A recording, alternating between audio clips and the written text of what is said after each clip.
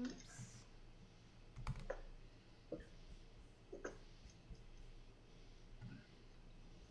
There we go.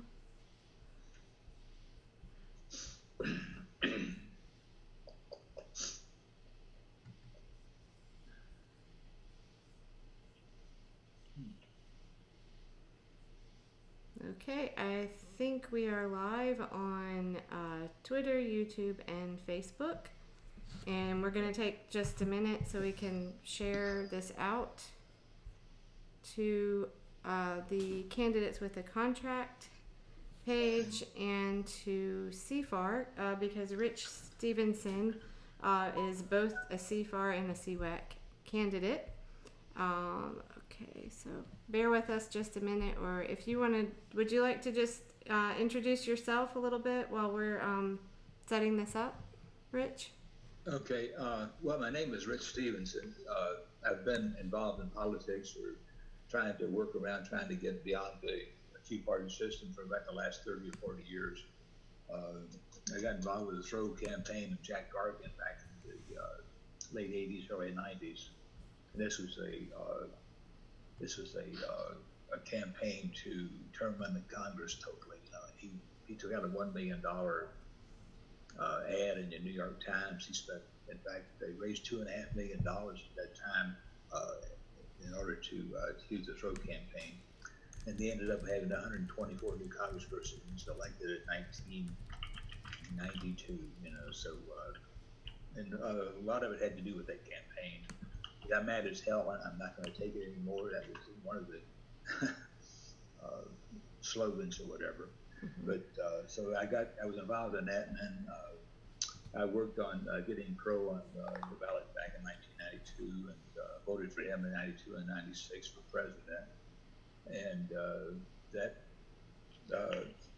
that party sort of imploded in about 2000 because it got taken over by Pat Buchanan, and who was a very conservative person, and it got into the abortion issue, started to put people on two sides of the fence, and it just started toward the party apart.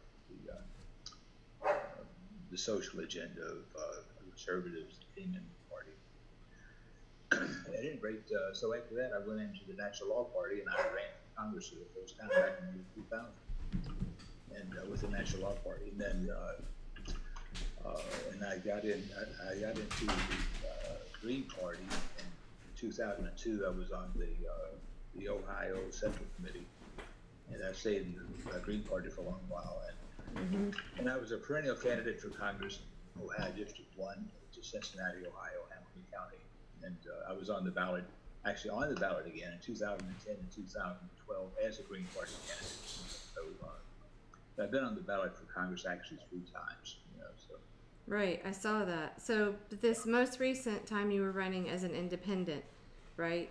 So well, I've always been an independent. Right. It's I believe in the Green Party values, the 10 basic values. Yes. So mostly about that everybody should have a voice in their government, democracy. It's one of their big tenets. And the main reason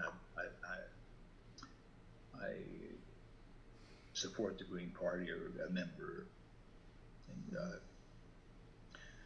with that party. But at any rate, but I've been independent, and I think that the main thing is I think we need to get beyond the Republicans and the Republican Party and the Democratic Party, because they are bought and they are not representing the American people. And it's just simple. And there's all kinds of signs and symptoms of that. If you in literature and just discussions, and it's what is. That's the truth.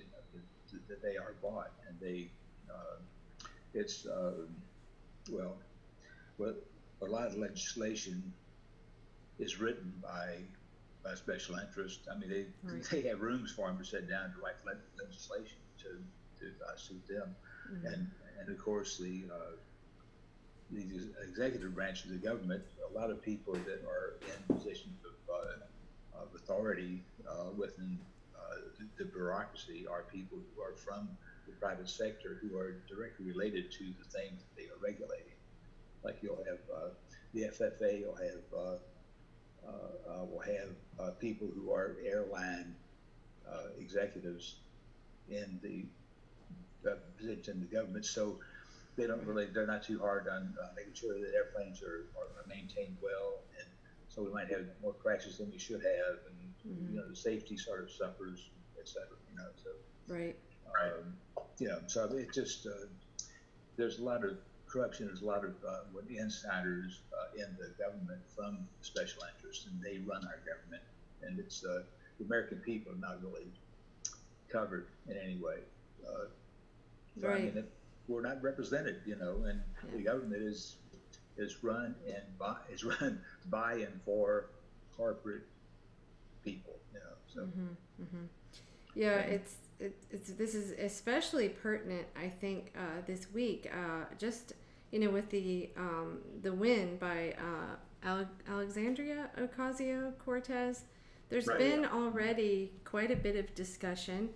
In that article I shared with you, Rich, from the Guion Journal, just basically about how we really, everyone's kind of on edge watching to see if the Democratic Party is just going to try to absorb these candidates and, basically take over and sort of present them as progressives, but really the whole goal is to absorb them into the party and have them not answer to the people anymore. And I'm not making that accusation specifically about her, but there's just been a lot of controversy already, discussion about what's been happening with that.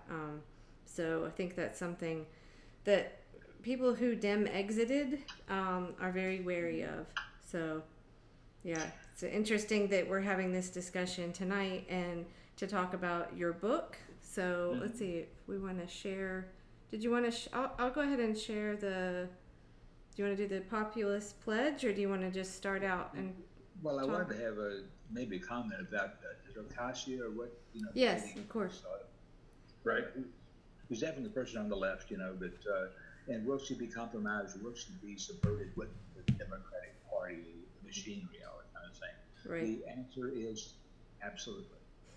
There's no doubt in my mind about it. If she is elected, when she gets off the plane in Washington D.C., she will be assaulted by all of the lobbyists, and she will be offered this and this and this money, and power,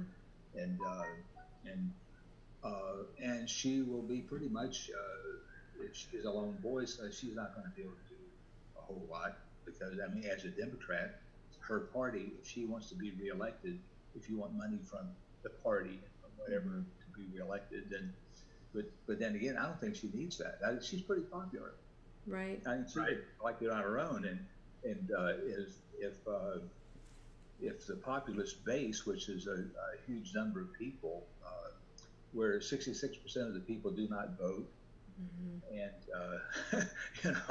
and if we just had a 60% or 70% voter turnout of everybody who's age eligible to vote, then we could put anybody in office we want to, and we could make sure that she got reelected again over and over and over again. Well, we want term limits, though, don't we?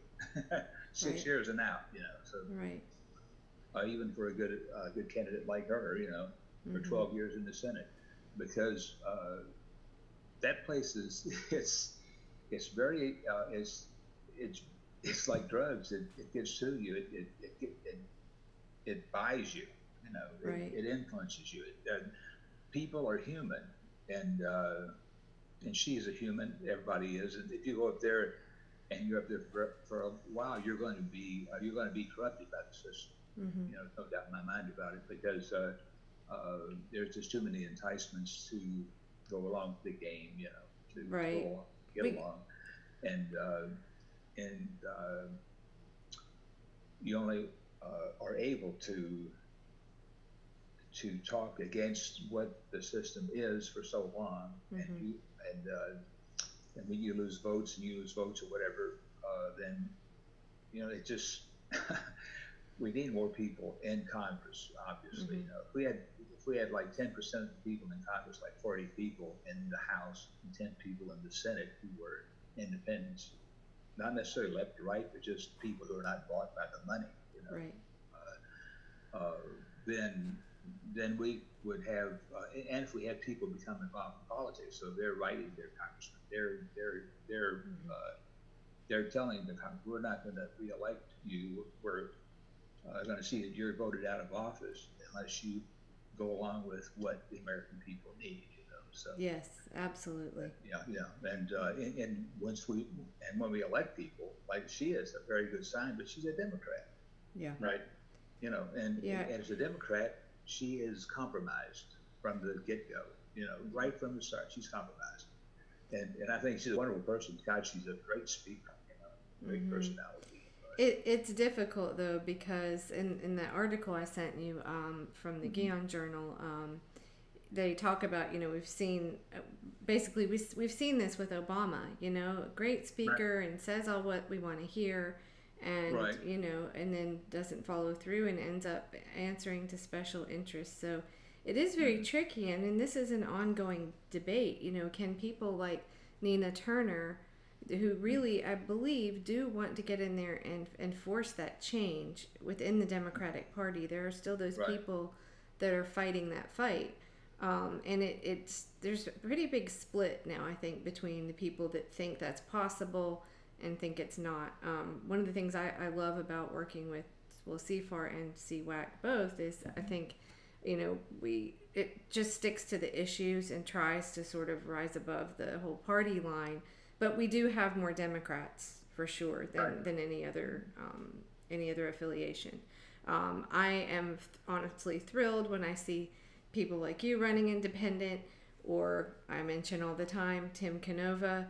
You know, he was running as a Democrat, and he said, you know, I didn't leave the Democratic Party; it left me. And he was dealing with issues with ballot destruction, and he figured he wasn't going to get a fair shot. So he decided to run as an independent. And I think that in some districts, maybe you can run as a Democrat. I wouldn't me personally, I don't automatically dismiss someone who is running as a Democrat, but I tend to look, you just have to, first you got to follow the money, go to Open Secrets, look them up. Absolutely. You know, we had a big debate about this regarding Beto O'Rourke in Texas, and I mean, you just look him up and follow the money. He to me is just gonna, it's the same as Hillary. It's all over again. So you know, someone had mentioned that Ted Cruz was bought by Comcast, so he wouldn't support net neutrality. Well, look at Beto O'Rourke, supported by AT&T. What's the difference?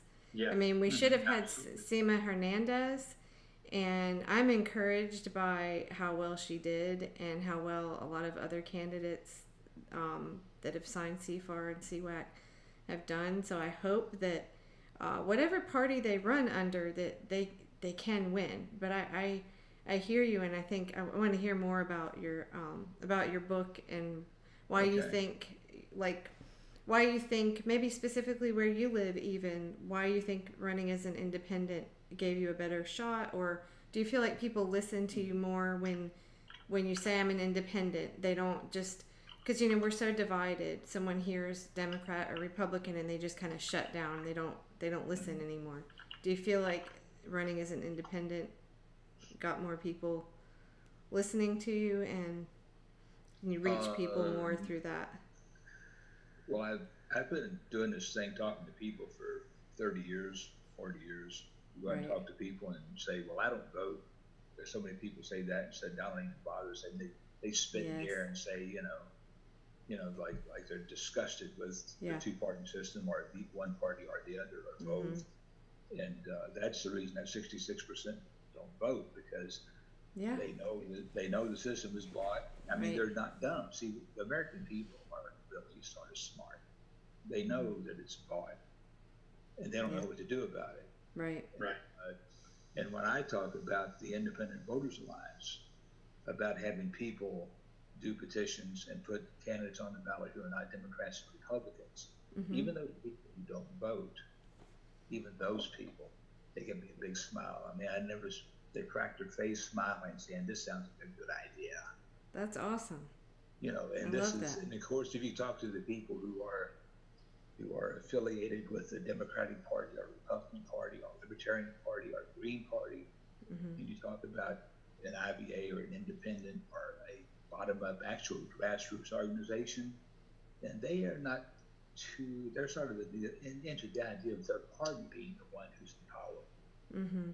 They aren't thinking about the people. They're thinking about their party being empowered to do what they want to do, whatever their agenda is. It may be left or right or whatever it is. Mm-hmm. Mm-hmm. But the American people, if we if we have an internet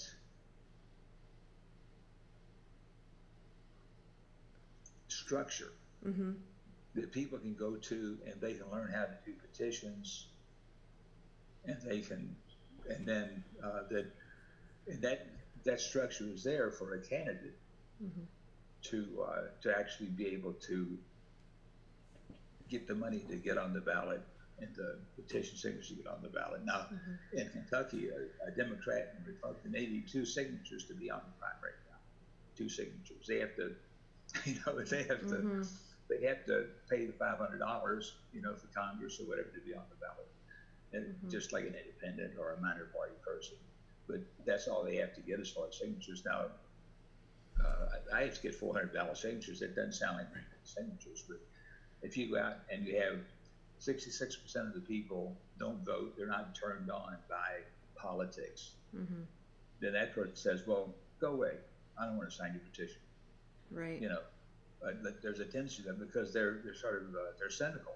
Mm-hmm. Right. They don't believe in the system. They don't believe in the politics does anything for them whatsoever. And Right. so, and you have the people who are, well, I'm a Democrat. I don't want to hurt John, Yarmouth. And you have the Republicans. Well, I'll sign yours because it might help to defeat John Yarmouth. So Mm-hmm. so you have all this party stuff going on, pulling back and Right. forth. But as far as actually having people who are into the idea of electing someone who will represent them who's an independent or somebody who is going to be their person in Congress, it's sort of a foreign. It's sort of a not that kind of idea is not out there for people to grab onto. That's the reason we need to have my pamphlet. Getting back to that, the Overdue Voter Revolution is the actual name of it, Mm-hmm. and it's something that Teddy Roosevelt. He was sort of a rebel back in the day, and I think well, he was the kind of person that would have signed that pledge, and he would have.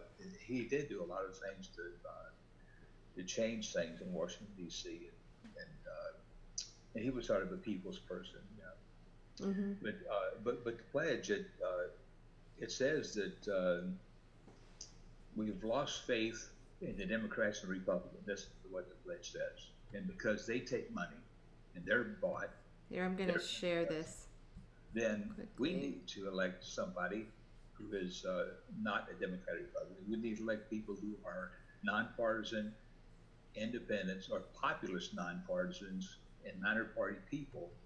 Those people, we get 10% of the people in Congress that are those kinds of people, then we're going to have a voice. When some unknown person like me or Mm-hmm. like you Mm-hmm. is elected to Congress, and people get behind people like that and elect people to displace Democrats and Republicans, Right. and all of a sudden Congress is going to be listening to the American people. It's going to be it's not about the candidate, it's about the people having a voice.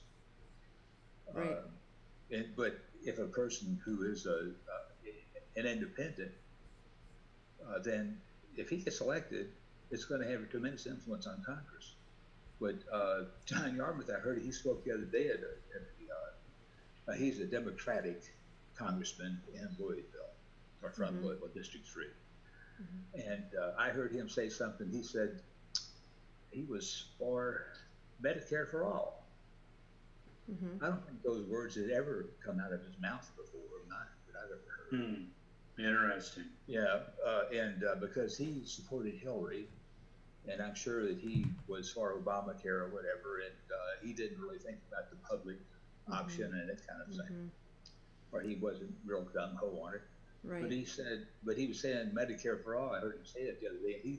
Maybe this woman that went up there at District 14 up in New York might have had an influence on how he's feeling about supporting Medicare for all. Mm-hmm. Because even within the Democratic Party, she overturned one of the powerful people, a leader in the Democratic Party in Congress. She defeated him. Right. And there's people saying, "Oh, what's going on here? Yeah. What's going on?" So it is possible. Yeah. It is possible. Yeah.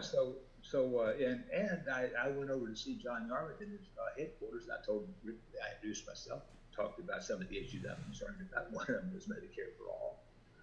He might have said Medicare for all in that rally the other day because he thinks I might get on the ballot. Mm. So that right. I met him, and I haven't talked to him too much, but he knows I'm there, mm-hmm. even now. Mm-hmm. And so, so if the American people sign the pledge, and it says, and what, have you read the pledge? Yes. So you're when you sign the pledge. Did you read it too, Brian? Yes. Okay. Well, anyway, it's and if people do that, there's a place on there that says, there's in red, it says your pledge. And what you can do is you can take that pledge, you can download it and put it into your computer or your laptop or your phone, even your tablet, whatever. And you can use Adobe Acrobat and you can fill in that thing, you put your name on there, you put your address and everything like that. You fill that in and send that in to journalists, send it in to news people. Send it into your organization, give it to people in your church, in any kind of organization, and say, this is what I believe in. Mm-hmm. Something we need to do is we need to displace the Republicans and Democrats in order to have a voice in our government. Right.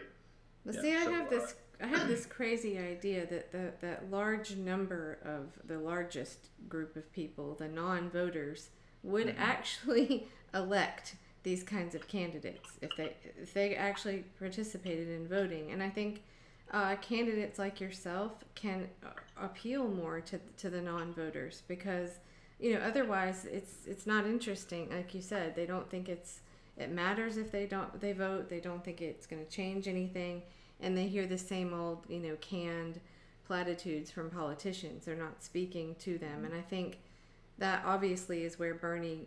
We'll owe that to Bernie for breaking through that and being authentic and really resonating with people. Of course, not everyone, but he kind of broke across the political spectrum a bit there. I think.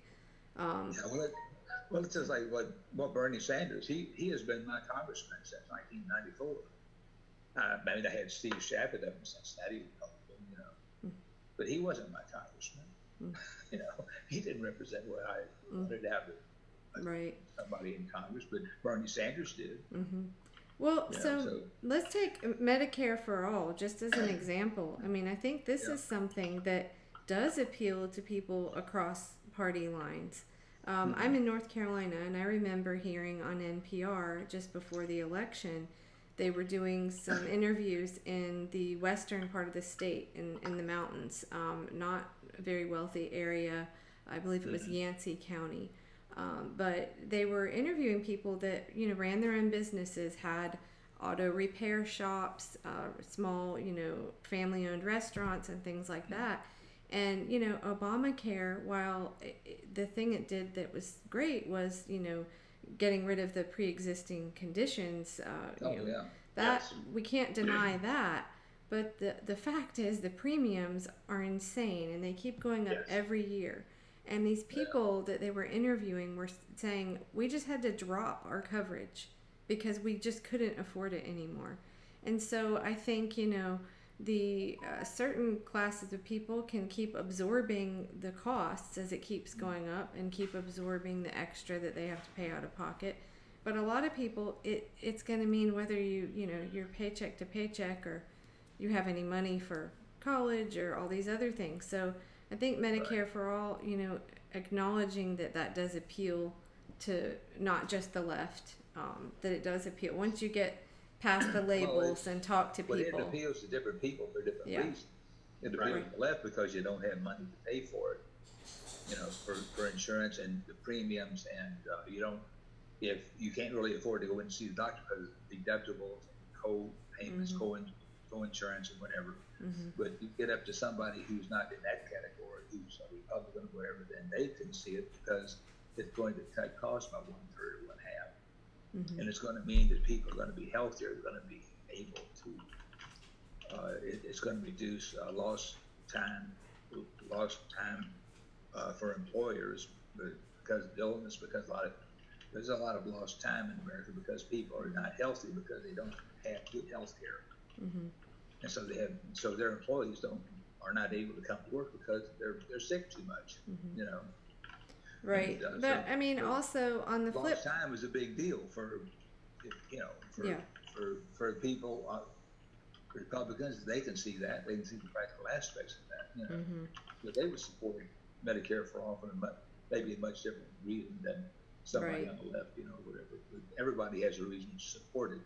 It's a matter of getting a coalition together and talking about that and doing something together to solve the problem. Exactly. Because there's also no denying the exorbitant costs of things, when you pay $100 for a Band-Aid or something at the ER. Let's get into into prescription drugs and pharmaceutical companies. I mean, they're ripping the American people off. They charge us 5 times as much. Or what was that day on a pen that they had that they were selling for $50, and all of a sudden it goes for $1,400 or whatever, Skrelly or something. What was his name? Skrelly, Martin Skrelly. Yeah. Well, I've got a great story about that. My daughter is in Scotland in college. And she had a sledding accident and kind of almost lost all of her 2 front teeth after a good $6,000 out of pocket in orthodontics here in America. So I thought, oh my God, what is this going to cost?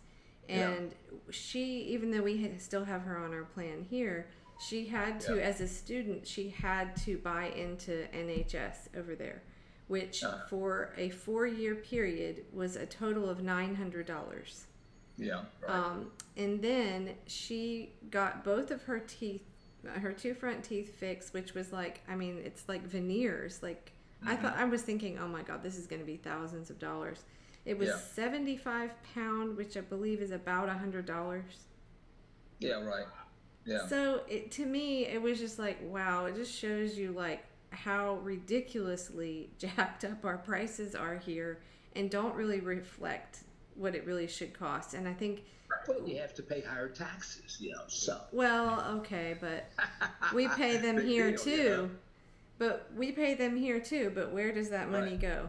So well, the thing is, if you have a thing, what Michael Moore did a movie, and he went up into Canada and talked to people up there, and this guy, he had done something, got an injury on his head. He talked to that guy, said, well, he went in and said, how much it cost you? Well, said, I had to get I had to use some gas to get over here, and that's all. That cost him $0 to get that industrial accident taken care of, Yeah, when I go to VA, I don't pay for anything. Thank you, VA.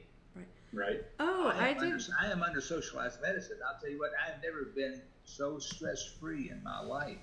If you have people that are facing what will happen if they become ill or injured, and it's a worrisome thing to think about. What am I going to do if something happens? But if you have single payer Medicare for all, if you have VA like I do, then that stress is not there. And this is something that people in this country are sort of like, sort of wired, people. The stress in this country is unbelievable because things are not taken care of like that. Like, what do you do about medical care if you have an accident or you become ill, or if your child becomes ill, or your spouse becomes ill? And one thing, you go bankrupt in this country, and that's very stressful, So I mean, it's Medicare for all. There's so many reasons for it that would be good from the left and right, wherever. From a human point of view, it would be very good for people to have less stress, And just taking the profit motive out of Right. healthcare. That's the real problem. Yeah, exactly. Yeah, capitalism, the most nefarious thing about capitalism is it gives everybody the false sense, make it, while at the same time eroding those opportunities. Mm-hmm. Mm-hmm. Yep. Yeah. Well, I'm a very big backer of entrepreneurial free enterprise. Well, think about it. You know, I mean, but I mean, it's the thing is that it doesn't have to be like it is here in this country. No, it doesn't. No. That it can be. There has to be regulation. I'm sorry. You know, but yeah, but yeah, capitalism is well, to me, it's not. It's not about capitalism or socialism or all the isms or whatever. It's about having regulations that allow things to go along in a way that helps people, that makes things work. You know. And wouldn't that money be spent into the economy if you're not, paying $1,400 a month health insurance premiums? It seems to me that money Right. could be spent on, would be spent on other things. So. And along the same line, if we had students who weren't in the debt they were in, that would be great for the economy because there's so many people that put it on everything and anything, Mm-hmm. because of their student loan debt, Right. Yeah. And that's something that would really benefit. There was back in when I went to school, I went to Murray State College in Western Kentucky, and it cost me $1,200 a year for room and board and tuition and the whole damn thing, because the state of Kentucky and federal government or whatever paid for 80% of my education, and now it's reversed. Instead of the government paying 80%, the student pays 80%, and the government pays 20%. So I did see. That is outlandishly wrong. It is. Absolutely is. Yeah. I saw in your bio that here, or this is at least I didn't know this part on Ballotpedia, that you were a special agent for the U.S. Army Intelligence from 1965 to 68. Yeah, I was. Oh, okay. Do you want to talk about that at all? That sounds interesting. Okay. Well, and I wasn't spook per se. I was more of a security person, and I did background investigations for security clearances in the United States. Okay. This one, I don't want to say his name because he and his family went undercover in East Germany. This guy did that. He talked about, said if you were investigating Jesus Christ, you would interview Pontius Pilate and the guy who turned him in, Right. Judas. Yeah. He said I was a very thorough investigator, which I am. But and I was stationed over in Korea too, and we did some things over there. So this thing about North Korea right now, I have in South Korea and that whole situation. I think I probably have a little more insight than some people do because I was stationed over there. I was in intelligence, and I think there's some insights because of that. But, do you want to talk about that anymore? Elaborate on that at all? Well, basically, we had North Koreans were sending spies into South Korea, and we did liaison with the Korean FBI and the Korean Army, and Korean CIA, So we did liaison, and we provided some jeeps and some stuff to the Koreans, and we went on exercises with them when a spy was coming into the country. We'd go and intercept them. I saw some firefights because of that. And they would capture these North Korean agents. So, and of course they took care of that. We wrote reports about it to let our people know what was happening. So I learned how to type in there. And that's one reason I became a writer, I guess.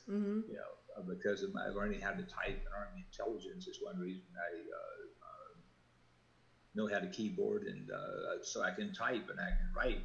So that's one reason I got into. It opened the door for me to be able to write and do web pages and write my books and articles and whatever, and become involved in politics, So, do you want to talk a little bit too about what we were discussing right before we went on the air about the voter turnout? We touched on it, but specifically, yeah, right. some numbers where you are in your area about recent turnout in the primaries, right? Was it like 20% or something really low like Yeah, that? it was. Oh, yeah, it was. Well, yeah. Yeah. I mean, the local and state elections sometimes are like 8%, 12% voter turnout, and this is the Wow. registered voters. Like there are Common Cause claims that there are 100 million age-eligible people in this country who are not registered to vote. There are about Yeah. 115 million registered voters. Mhm. So, Mhm. and of course, the registered voters, there's a very small turnout from those people. That when you talk about 8% turnout, 12% or 24%, you're talking about the registered voters. You're Mhm. not even talking about the unregistered voters. Right. So there's something like, even if you have a huge voter turnout in a presidential election, you're having about maybe 25% of the age-eligible people in the country Right. Mhm. for that. For that, Well, and we have a very, very undemocratic system. yeah. And if we wonder why we're not represented, it's because we don't have a voice. We don't. Our votes don't really count for much. All what the the political system and the special interests, they just look at it like they want to spend enough money to influence enough people to win the election. They don't care if 5% of the people turn out or 10 people turn out. It doesn't make a difference to them because they win, and they're in there, and they're writing legislation for their special interests, and they are running the country, and they're in charge, and that's all they're interested in. Right. So and that's the way it is. But it's just like what I wrote an article when John Kerry was on the ballot in 2004, and I was working in a precinct up in Cincinnati, Ohio, and the article I wrote was the 7% candidate, because if you look at I had the numbers in this article that I wrote, and it were like a precinct where you had 300 or 400 voters, registered voters, and they had a turnout of 47 people or 48, like 50 people, and so and up in Ohio, uh, and about there was only one or two of those people were actually registered as a Democrat or Republican. There were 88% of the people who voted were nonpartisan. They So, weren't even Democrats and Republicans that voted in that precinct. so what do you think about open primaries then? Is that, I mean, I think that what we should have in this country is somebody who registered in a party should have to vote in that party and nobody else. If you're an independent or nonpartisan, if there is an election on a ballot in your district, then you should be able to vote in that election. In fact, if you have a Democratic and Republican primary, I think that an independent should be able to vote in both of those primaries. Yes. And any other primary that might be a minor party or whatever. 70% of the people in this country are not allowed to vote in primary elections. Right. So right. where's the democracy in that? Only 30% of the people, party There people, isn't. determine in the primaries who's going to be on the ballot in November. And so we have it's a fixed system. Completely agree. Democrats and Republicans are on the ballot in November, just like we're talking about independents. Okay, Bernie Sanders, I think he was my congressman since 1994 because he was actually independent. He was somebody who was open to representing my interest. And So what are your feelings? and he was like there were like one or two other independents during the whole time that he was in the House. And now in the Senate, there are like 100 senators, and there's Bernie Sanders, there's the fellow from Maine, and actually Elizabeth Warren is somebody who's been a Republican and a Democrat and an independent. So she's really a party person, Yeah. So there's three people in there who are fairly independent, and I guess the rest are maybe party acts, but then again, they sort of adhere to their parties because of the money they get to be elected. You know, it's a power thing, power game. But anyway, so there are very few independents in Congress, House, or the Senate, and we really need to change that so we don't have Democrats and Republicans. And it's only, and I think the overdue voter revolution. I think very strongly. I believe very strongly that we have to make a decision. American people have to make a decision that we are not going to vote for Democrats and Republicans. And I put the link to no matter what candy they wave in front of our face and have us to go along, elect their people, because they are not going to represent us. I put the link to the voter pledge underneath on Facebook. I should actually put it on CWAC page also. But so what is your feeling about Bernie then getting behind the Democrats now? Any thoughts on that? More power to him. I hope that there is some, this woman who was elected in New York 14, I'm smiling inside. I'm loving that. I really am, because she got elected against all odds. You know? Right. And when it showed her face when she saw on the screen that she had been elected, she got her hands over her face. She was so, damn, I did it. Right. Unbelievable. And it is unbelievable. But I mean, she did it, you know, so I'm very happy about that election. I think it fills me with joy that happened. And I hope it can happen in a lot of other places. I hope that Bernie is successful in getting progressive or people who are not they're not Wall Street Democrats, right? You know, who are not owned by Wall Street. You know, which is what that young woman is. She's not somebody who's owned by Wall Street. She's a person. She's a community organizer. She's a person of the people. You know. And I think if we had enough wins like that, and then those people then, you know, banded together to refuse to be bought out, basically.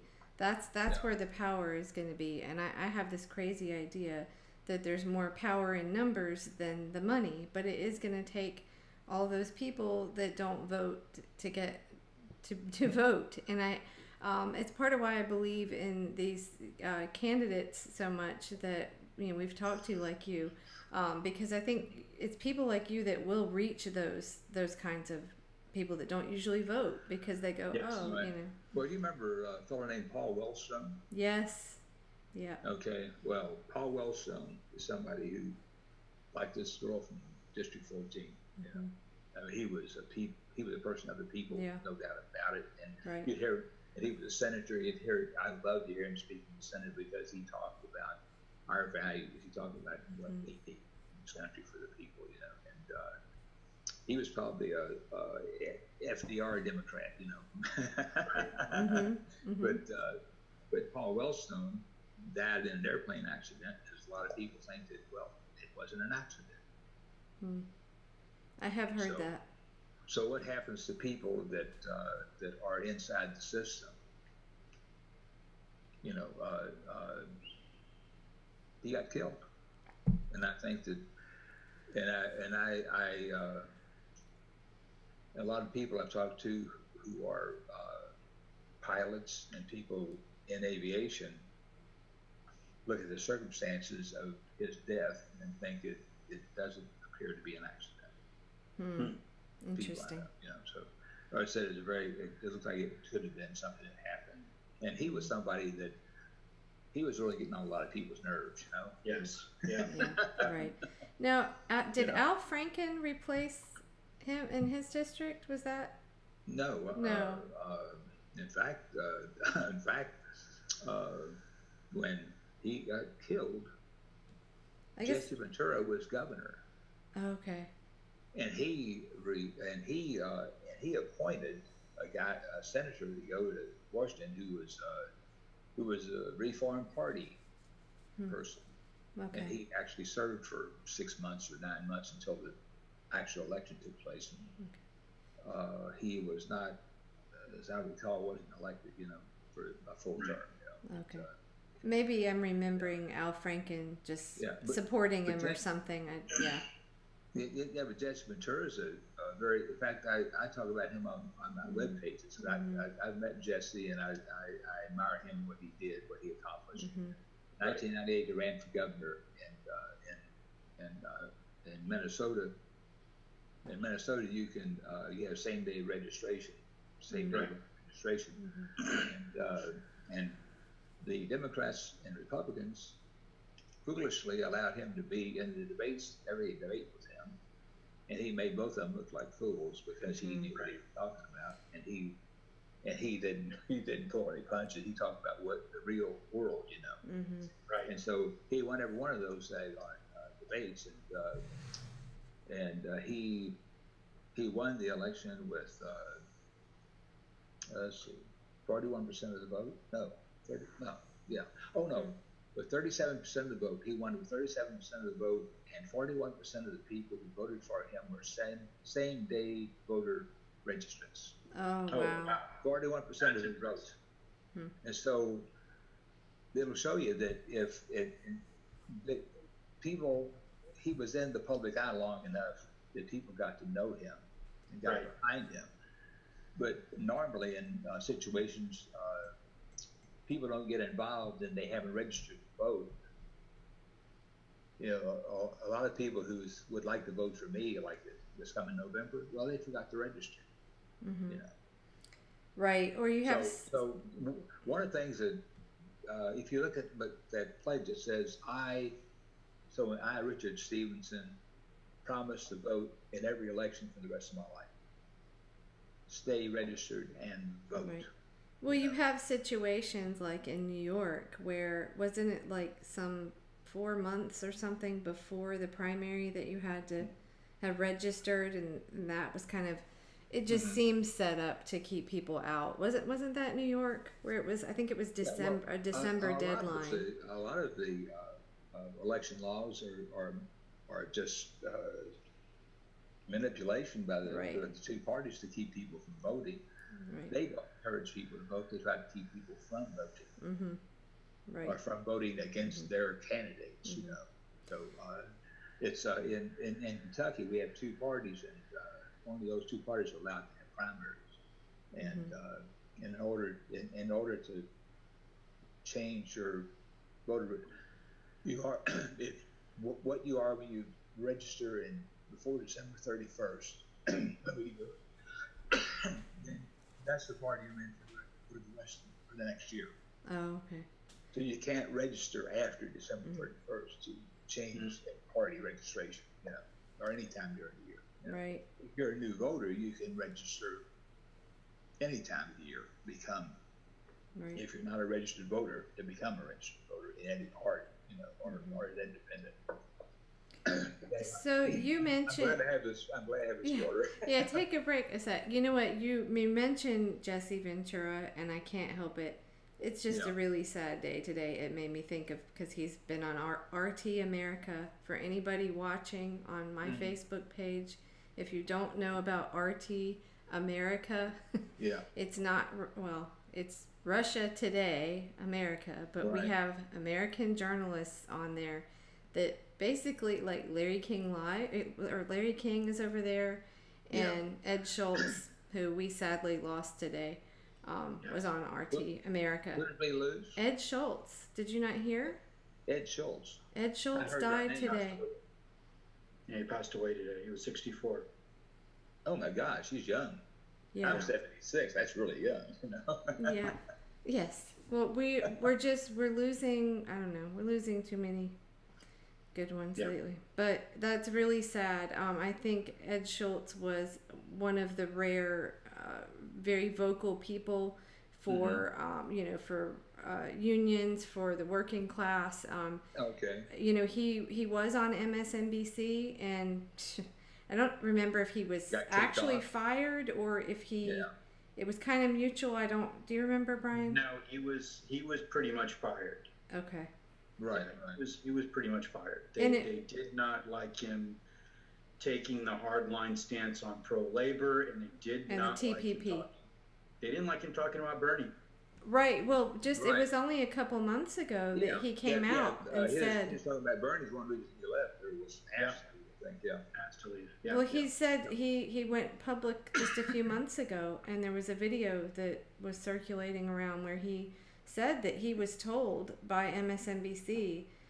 He was there to cover, I think he was in Vermont to cover one of Bernie's rallies or speeches or announcements, something, and they basically told him, no, you're not, we're not going to air that. So he came out and was very, vocal about that happening. So it's just really sad. I love Ed Schultz. He's one of my, I've probably got on two hands people I can count that I go to regularly that I trust as sources, and he's one of them. So it's just really sad.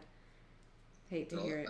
I have to admit that I don't know his work that well, so he's sort of unknown to me, to some extent. He's not that well known. Yeah, well, since he moved over to RT America, I don't know, he also still would do these Facebook Live posts. Hadn't seen any really recently, but those were always great. He just sort of cut to the chase and told it like it was. So, sad day. Yeah, well, I think RT America is sort of I think that they have an agenda, I think, sort of in American politics or the American system, But that's okay, But it's what I think they're giving a voice to some people who would not have a voice in our country. Absolutely, yeah. So I'm not against them. I'm for having voices from all different sides being able to have an outlet, like tonight, Right. Well, I see RT America, the American journalists that are on there, and comedians, Lee Camp and Abby Martin and Ed Schultz and Larry King and Jesse Ventura and a bunch of others, that they're Americans. I don't think they're pushing a Putin agenda. I think they're just speaking some. Definitely not. Yeah. I think they're speaking some truth to power that isn't going to be allowed on the corporate networks. So that's pretty much what that is. And since Russia today, that's now been forced to register as a foreign agent or whatever, and you've got so many people that won't even pay attention to any of those people because they're on Russia Today. But who was forced to register as a foreign agent? Russia Today, RT America. Oh, just this. Oh. Yeah, the news agency. So if you go to YouTube now and you just watch a Redacted Tonight, which is Lee Camp's videos, it'll say, this is owned. Russia Today is owned by the, Russian government or whatever. Government. I wonder why, when we can have those disclaimers under Rachel Maddow's show, about who owns her. Northrop Grumman. Like Wall Street. Right. All these people are owned by Wall Street. Yes, exactly. Right. Yeah. Yeah. We don't get those disclaimers. Yes. No. You get the Viagra commercials in between and get the idea. Who owns it. Sorry. Oh, God. Okay. All right. So I did put the link down here to the voter pledge. So if anyone would like to check it out, and definitely sign. And it's something to consider, whether you're kind of on the fence, if you still think the Democratic Party can be reformed. I still think it's a good thing to take a look at. Read Rich's book, because I think it. I think that there's some. It's a fairly well written book, and it presents a case that we need to have term limits. If you can't vote, you can't contribute money. Absolutely. On my campaign, one thing I have is the Equal Political Speech Amendment, which has that provision in that amendment that if the only people who can contribute money to political campaigns and for candidates or issues are people who can vote in the election. Right. Yes. And it's something that would totally, and that means that also it provides that no artificial entity can contribute money to campaigns, which would include political parties like the Democratic Party and the Republican Party. They would not be able to give 10 or 15, $20,000 to their local candidates, so that they can so they can win by spending money. Wouldn't it be nice to remove? Elections, huh? It would be so nice to remove all of that. Like every time I hear these numbers, the amount of money that is spent, it's just obscene. It's just stupid. There's so much better stuff we could be doing with it. Yeah, well, one of the things too is if the money's in the system, if a candidate gets so much money, then the radio stations, TV stations, and all those people, then they are beholden to the money because they sell the advertising, right, the commercial, or the things. So they have an interest in those candidates because they supply them with money. Right.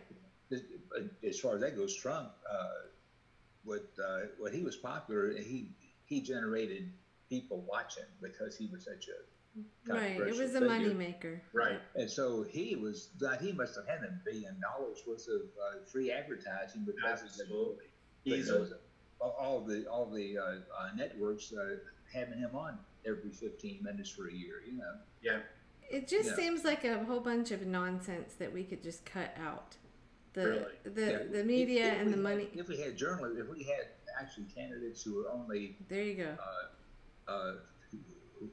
Who are only known to people because of journalists having debates, having interviews, having talking to people, and actually having a person exposed to the people. Well, that's what we're trying to do. As small as this is, that's what we're trying. Absolutely. That's what we're trying to do. Money should not be a part of politics. Right.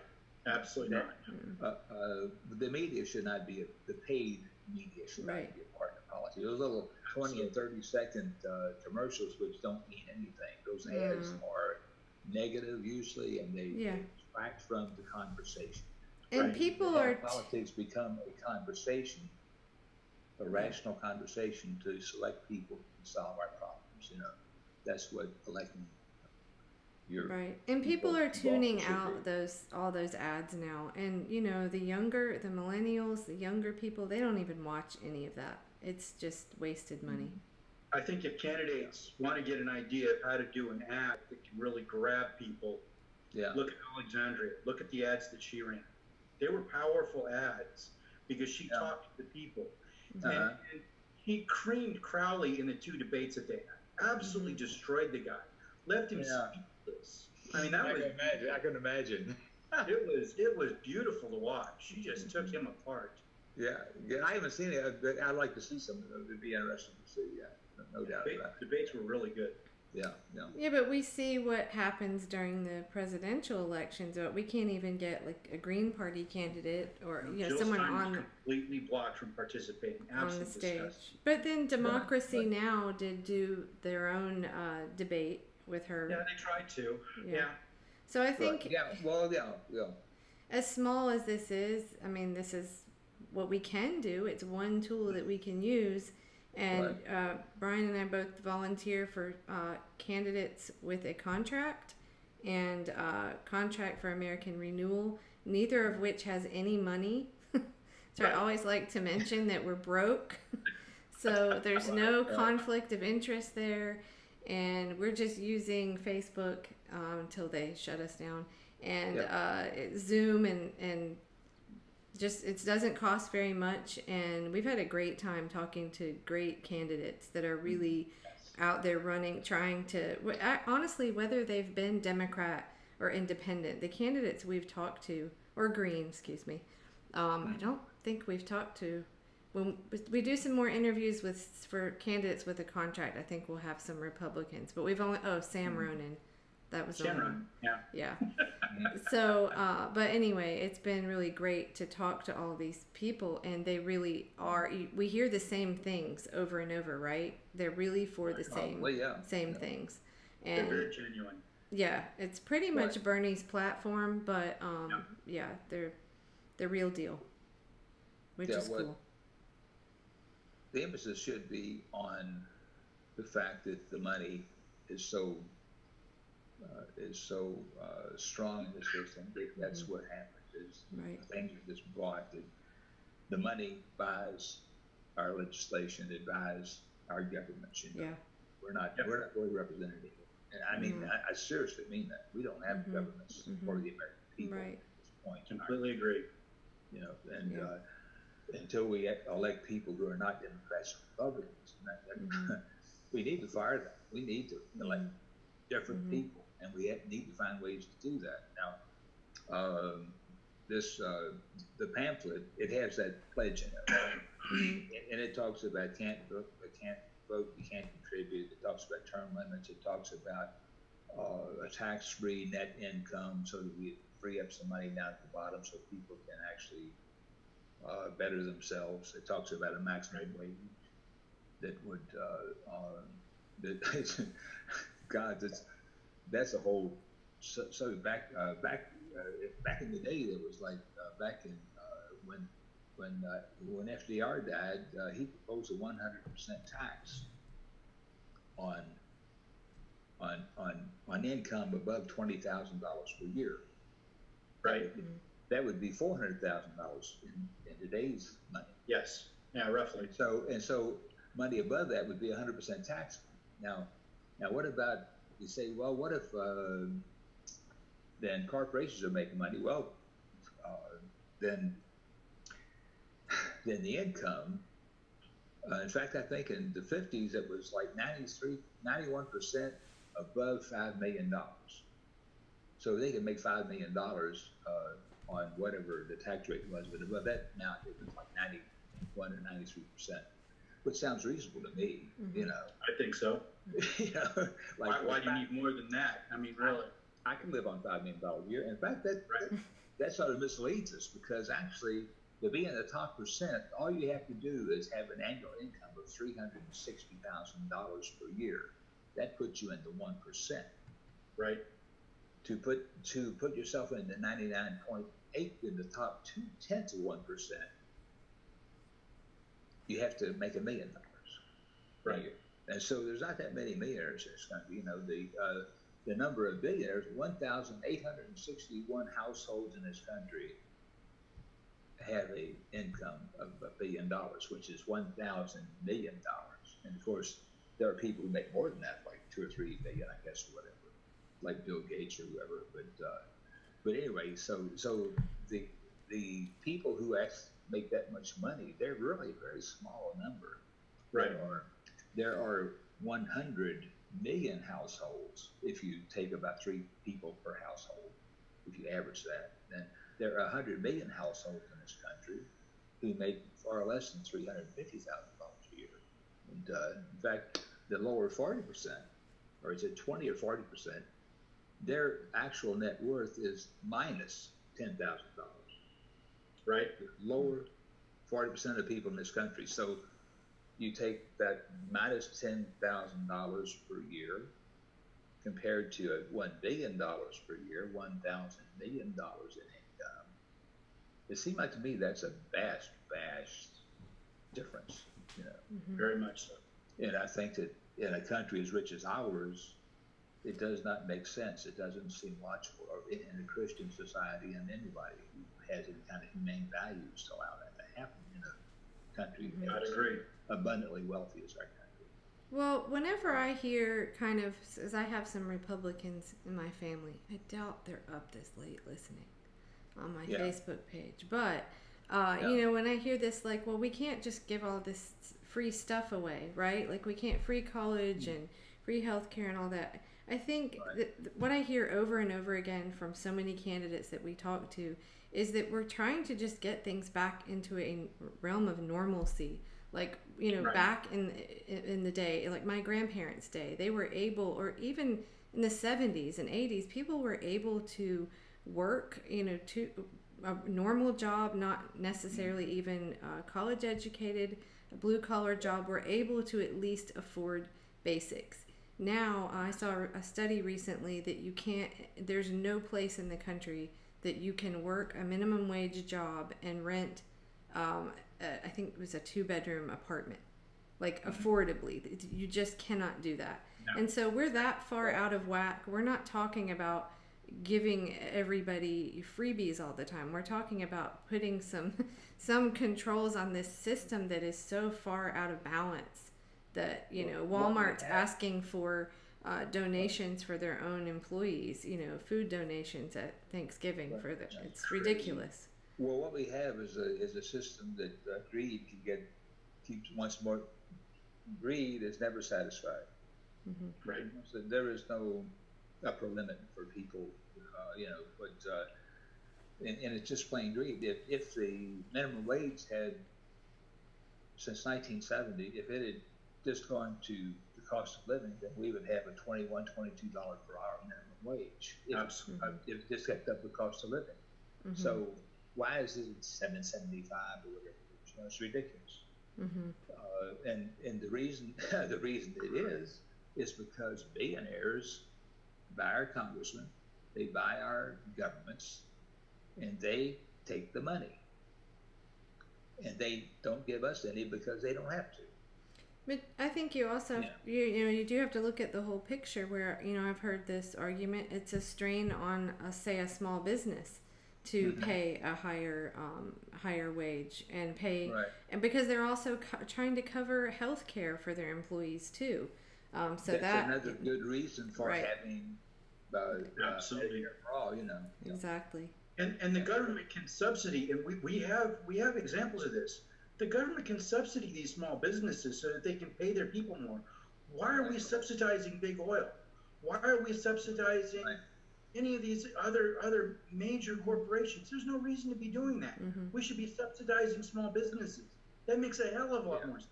Right. Well, the point is that the money is there. We can do what we want to do because we are a very wealthy country. We choose to do what we do, and what we do is not right or good for the American people. Right. So, Right. Exactly. Well, anyway, and by the way, there's the pamphlet on page 31 in the pamphlet. Oh, by the way, here's the pamphlet. This in case anybody see, it's a little bitty thin book. It's not much to it. It's not to the point. Thin. It's to the point. It has a lot of stuff in there that's very interesting. It has some things in there that could actually change this country. This could actually, when I talk about a voter revolution, I'm serious about that. I mean, we need a revolution in this country. Thomas Jefferson said we need a revolution every 10 years, and we haven't had one for 220 years. So we're way overdue. We're way overdue. So where can everyone buy the actual book? Where you're selling? Where is it available? If they want to purchase the whole book, it's on Kindle. You know. Oh, it's okay. On Amazon, you know. Right. And, Okay. I think that. I don't know about Amazon, but let's put those links in here somewhere. Yes. Okay. Hey, listen, self-published. I did this myself. You know, and it's something that. Do you think I could have gone to a publisher and gotten this done with this subject? Would, you know, no way. Nobody in hell would have published this thing. You know. Oh, I just think it's just like, you know. But I'm self-published, and Amazon allowed this, you know. So this is an opportunity, folks. So we'll reluctantly post the Amazon link there. And besides that, if you go to the webpage, let's see if you just go to Common Sense to Political Reforms, okay, find the book, and you voter VOTREV voter. I'll post some more underneath. Voter Revolution Pamphlet.html on chcpr.us.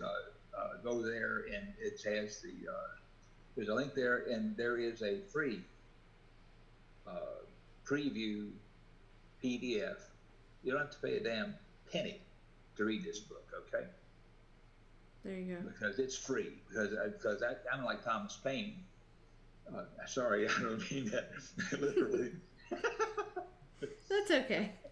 But I want this. What I have in this book is for the American people. I don't want anybody to pay a penny for it. But I mean, it being on Kindle, being on Amazon, having this it has a nice cover to it, you know, and I think it's a nice little book. And I think people might buy it. There's also an ebook, and it costs $3.95. This thing's $9.95. Or you can have the free preview PDF and read the whole contents, you know. So that's, I hope that most people who read it are the ones who read the free PDF. That's what I think. Right. I don't care if I sell 10 copies of this thing, but if people read the thing, that's what I'm interested in. You know, so, absolutely, and we will keep talking about it too, and your pledge, you know, as we talk to more candidates. And I think I'm kind of a political junkie, but I think it's really cool that you wrote this. I think it's a good, thank you. Yeah, I think it's great. It's that you put all that work into it, and that you keep fighting this. Like you said, 30 years you've been an activist. After Ross Perot got 8% of the vote in 1996, and I thought that he was a man who had good potential, would have been a great president. He was on, and I don't know where he was politically, but he loved people, and he was a good man. You know, he would have been a good president. But anyway, so he only got 8% of the vote. And I was thinking, so what's wrong with this? That he was in 1992, he was able to put on these ads. He paid a bunch of money for putting ads on for a half an hour. He bought a half an hour national airtime, right? You know, which is expensive. And he did it several times, a half an hour, 45 minutes, or an hour. I think he might have even had an hour one time. And he did that, and he got 21 or 22% of the vote in 1992. And at one point, he was, he sort of screwed up when he got out of the election, blah, blah, blah, and all this stuff, you know. But he had 22% in 1992, got 8% in 1996. But one reason he got 8% in 1996 is because the networks and the powers that be did not sell him any airtime in 1996 because they didn't like that he did so good in 92. They didn't want him to do that good again. So wasn't also part of they cut him off. They cut him off. You know, that's what they did. They murdered him. You know, wasn't it also part of the '96 Telecom Act? That they wanted to limit that kind of stuff? What they basically did is they gave more power. No, not what. I don't think it had anything to do with the law. The powers that be decided not to sell him, not by any law. They decided not to sell him airtime. Okay. Period. You know, they just decided not to. Gotcha. Okay. Not based on any law. They just did not sell him airtime. You know, and here's this is the page that's in this book where can you see that thing? It says the beginning. Practice proactive citizenship. Yes, right. Do that, everybody. Okay. Well, it's on page 31 in the book, and even if you get the ebook or just go to get the free PDF on page 31, it has a bunch of links in there to a thing called the Independent Voters Alliance, and it's a structure which is free, pretty much free. That you can, it's software. What'd you laugh at, man? Anyway, this IVA thing is this is what the pledge asks people to try to do. The IVA gives you a means of actually becoming involved in politics. And becoming people who circulate petitions to put other people on the ballot, and it's and it gives you a chance to give money to a candidate in your community or whatever, you know. So it gives you an opportunity to be involved in real politics that will serve you, you know. Right. So, you know, it's funny. I wanted to mention something regarding media coverage and these third party candidates. I was 1992. I was 21. So I honestly was not paying that much attention. I wasn't political at that point. I didn't know where I sat, you know, on the spectrum.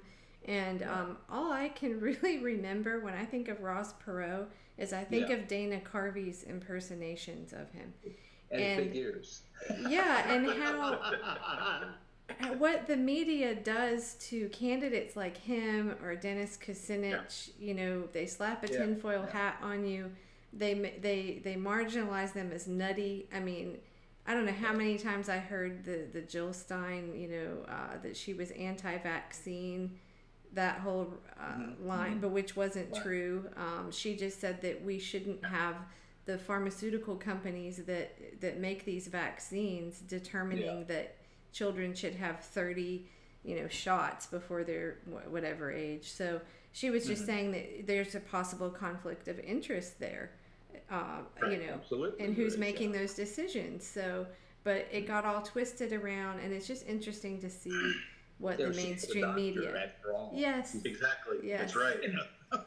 But they're very successful at doing that and getting people to be scared. Oh, I don't want to look at that or consider that candidate or be associated with it, because it's unbelievable how they do that over and over again to every third party candidate. But I think efforts, that's just like the girl from District 14. What's her name again? Ocasio. Alexandria. Yeah. I haven't gotten her name in my head yet. But anyway, she's a great person. I love her, but on Meet the Press, she was on there, was interviewed. Nice interview, treat her nice, et cetera, et cetera. But there was some comment made about people like her or whatever. We're not really going to have much influence on the party. Who's the moderator of that show? Tim? No, what's his name? Which one? The guy that's on Meet the Press. Chuck Todd. Yeah, Chuck. Yeah. Yeah. So I mean, he's sort of like, now, I respect him. He's a very, very smart man, and he was involved in some of the lesser political organizations back before he became the Meet the Press guy. He got there because of his activity on Politico or whatever it was, something like that. I think you can apply the same thinking about being absorbed into the Democratic Party. You can apply that same thinking to the media. Him getting absorbed, and yes, he's making $1 million a year. Right. Nobody else, Yeah, I mean, I'm just stating the obvious. Or how much is he making? Yeah. 5 million, 10 million, so. Right. So he's not really thinking about your average person now. I think he's gone to a different place, in a different world now. Right. And it's too bad for the state of journalism too that's occurred, but that's a whole other topic. So. Yeah, well, there was a weatherman from Cincinnati who got a job in New York, and he was making $2 million a year as a weatherman in New York. He was a really good. He was very personable. He was a great entertainer. But wow, $2 million a year for a corporate weatherman. Well, I think so people could be bought out. I mean, I'd be bought out for $2 million a year. I look the other way a little bit, Yeah, I think that's. I don't mean that I don't have integrity, my friends. I think $1 million is a lot of money. That's all I'm saying. I think most people can't turn it down, and what it's going to take to change it is having candidates like Ocasio-Cortez win. And people and those candidates then banding together basically to commit to changing the system. Yes. You can't have one candidate just feed it to the machine and expect them to. They can't be out there on their own in the wind. No. It's just too enticing for them in that situation. Right. Banding together is really their only option.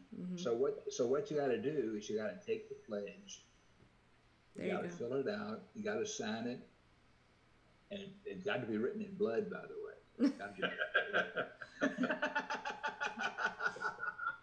Okay. Or it should be written in blood. It should be written with that kind of thing. What is it? The guys who signed the Declaration of Independence, what is that line? About we have taken our lives in our hands by signing this declaration, but it's something that we must do to preserve our freedom, whatever. So it takes a commitment. And we need a commitment in this country to have people get together. We need a mass movement, a proactive mass movement to change politics. Right. Absolutely. I'm very sure to mean that, and I think this book talks about that. I think that's the reason I wrote it. So. Thank you for writing it. Yeah. And okay, and Rich, thank you so much for coming on and talking to us. I think we could probably talk for a couple more hours. So maybe. Without a doubt. Well, my God, we've been on for an hour. Yeah, that's how these go, and it's pretty fun. Sometimes we'll do these, and we can invite other people to come in and join, and other candidates maybe, and have a really good discussion. So maybe another time we could do that and take questions and stuff like that. Well, I'm very open to this the journalistic format. Awesome. That's what we're trying to do. So okay. Yeah, all right. Good journalism. Thank you so much, Brian, Rich. it's nice seeing you, Brian. Yes, nice meeting you too. All right. Okay. Yeah. Good night, everybody. Night, Kelly. Good night. Good night.